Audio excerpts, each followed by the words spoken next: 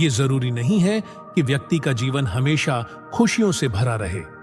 सुख और दुख एक ही सिक्के के दो पहलू हैं। अगर व्यक्ति के जीवन में दुख और बुरा वक्त नहीं है तो वो अच्छे वक्त की अहमियत कभी नहीं समझ पाएगा। ऐसे बहुत से लोग हैं जो जीवन में समस्याओं का सामना करने पर पूछते रहते हैं कि अच्छा समय कब आएगा, लेकिन अच्छा समय भाग्य पर निर्भर करता है और हमारे कर्म भी हमारे लिए अच्छा समय लाने में मदद करते हैं। भगवान व्यक्ति के जीवन में घटित होने वाली घटनाओं के बारे में विभिन्न तरीकों से संकेत देकर बताने का प्रयास करते हैं। जब किसी व्यक्ति का अच्छा समय आने वाला होता है तो भगवान उसे विभिन्न तरीकों से संकेत देकर यह बताने का प्रयास करते हैं कि तुम्हारा अच्छा समय जल्द ही आएगा, थोड़ा धैर्य रखो। ऐसे में जानकारी के अभाव में लोग उन संकेतों को गलत अर्थों में ले लेते हैं और उनका स्वागत नहीं करते। इस तरह जब समस्याएं उनका पीछा नहीं छोड़ती तो वे हताश हो जाते हैं। आज हम आपको इस वीडियो में बताने जा रहे हैं कि आने वाले अच्छे समय के संकेत क्या हैं और इन संकेतों का स्वागत कैसे किया जाना चाहिए। बहुत समय पहले की बात है। एक गांव में एक गरीब आदमी रहता था। वो आदमी अपने जीवन के दुखों से बहुत परेशान था। जब भी वो कोई काम करने जाता तो वो काम सफल होने के करीब पहुंच जाता, लेकिन आखिरी समय में उसे सिर्फ असफलता ही मिलती। कभी उसे स्वास्थ्य संबंधी परेशानियां होती तो कभी उसके परिवार में किसी की मृत्यु हो जाती। वो अपने जीवन के दुखों से तंग आ चुका था। एक दिन वो अपने घर के दरवाजे पर बैठा सोच रहा था कि अचानक पक्षियों का झुंड उसके दरवाजे पर आ गया। वो पहले से ही चिंतित था। जैसे ही उसने पक्षियों को देखा, उसने उन्हें भगाना शुरू कर दिया। सभी पक्षी उसके दरवाजे से दूर चले गए। उस व्यक्ति की ये एक विशेष आदत थी। जब भी वो अपने घर के पास कोई जानवर देखता तो उसे मारकर भगाने लगता। साधु संतों को देखकर वो कभी उन्हें नमस्कार नहीं करता था, बल्कि मुंह फेरकर वहां से चला जाता था। आखिर में जब लगातार परेशानियों का सामना करते करते वो हिम्मत हार गया तो एक दिन उसने तय कर लिया कि अब वो अपनी जीवन लीला समाप्त कर देगा। वो अपना घर छोड़कर गांव से बाहर चला गया और जैसे ही उसे नदी दिखी उसने उसमें छलांग लगा दी। लेकिन हुआ ये कि दो सन्यासियों ने उसे नदी के पानी से बाहर खींच लिया। दरअसल जब वो नदी में कूद रहा था तो वहां एक सन्यासी और उसके दो शिष्य बैठे थे। उस व्यक्ति को नदी में कूदता देख सन्यासी ने अपने शिष्यों को आदेश दिया और उस व्यक्ति को पानी से बाहर निकाला गया। पानी से बाहर आते ही वो व्यक्ति सन्यासी पर चिल्लाया और बोला, आपने मेरी जान क्यों बचाई? मैं जीना नहीं चाहता, मैं मरना चाहता हूं। सन्यासी ने उसे समझाया कि ये जीवन बहुत मूल्यवान है, तुम इसे ऐसे क्यों बर्बाद कर रहे हो? आखिर जब समय पूरा हो जाएगा तो तुम्हें इस धरती को छोड़कर जाना ही होगा। उस व्यक्ति ने कहा कि मैं अपने जीवन में समस्याओं से तंग आ चुका हूं। मुझे समझ नहीं आता कि मेरा अच्छा समय कब शुरू होगा। मेरे जीवन में सब कुछ बुरा है। मैं बहुत प्रयास करता हूं, लेकिन फिर भी मुझे सफलता नहीं मिलती। सन्यासी ने कहा, मैं तुम्हारी मदद करूंगा। सबसे पहले आत्महत्या का विचार अपने मन से निकाल दो, क्योंकि यह सबसे बड़ा पाप है। क्या तुम्हें लगता है कि आत्महत्या करने से तुम्हारी परेशानियां खत्म हो जाएंगी? कभी नहीं, बल्कि आत्महत्या करके तुम कायर साबित हो रहे हो। तब उस व्यक्ति ने कहा, हे सन्यासी, आप तो बहुत ज्ञानी हैं, कृपया मुझे कोई रास्ता बताएं कि मेरा अच्छा समय कब आएगा और उसके क्या संकेत हैं। सन्यासी ने कहा, मैं तुम्हारी मदद जरूर करूंगा, लेकिन उससे पहले तुम्हें मेरा काम करना होगा। मैं जो भी कहूंगा तुम्हें वो मानना पड़ेगा।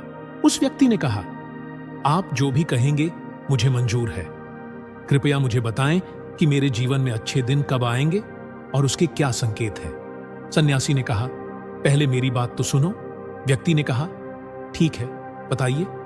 सन्यासी ने कहा कि अगर तुम चाहते हो कि तुम्हारा अच्छा समय जल्दी आए तो रोज पक्षियों को दाना डालो। आदमी ने मुंह बनाते हुए कहा कि यह कैसा काम है, मुझे पक्षी पसंद नहीं है। अगर वे मेरे पास आते हैं तो मैं उन्हें भगा देता हूं। तब सन्यासी ने कहा, क्या तुम अच्छे समय के संकेतों का स्वागत इसी तरह करते हो? आदमी हैरान हुआ और बोला, पक्षियों का मेरे अच्छे समय से क्या लेना देना है? सन्यासी ने कहा, पहले जाओ और ये काम करो। तुम्हारे दरवाजे पर रोज आने वाले पक्षियों को दाना खिलाओ और 1 सप्ताह बाद मुझसे यहीं मिलो। उस व्यक्ति के पास कोई और विकल्प नहीं था। उसने सन्यासी की सलाह मान ली और घर वापस चला गया। अब जब भी उसके दरवाजे पर पक्षी आते तो वो उन्हें दाना खिलाना शुरू कर देता। करीब 1 हफ्ते तक ऐसा करने के बाद उसे एहसास होने लगा कि वाकई उसे अपनी जिंदगी में खुशखबरी मिलनी शुरू हो गई है। शायद अब उसकी जिंदगी बदलने वाली है। 1 सप्ताह बाद जब वह सन्यासी से मिला तो उसने सन्यासी को बताया कि उसने पक्षियों के लिए दाना देना शुरू कर दिया है और अब उसे कुछ अच्छी खबरें मिलने लगी हैं। सन्यासी ने उस व्यक्ति को समझाया कि कई बार लोग अपनी परेशानियों और गुस्से में अपने जीवन में आने वाले संकेतों को अनदेखा कर देते हैं। जीवन में कुछ अप्रत्याशित चीजें होती हैं जो संकेत देती हैं कि जीवन में अच्छा समय आने वाला है। उस व्यक्ति ने कहा, अब तो आप मुझे बताइए कि अच्छे समय के लक्षण क्या हैं।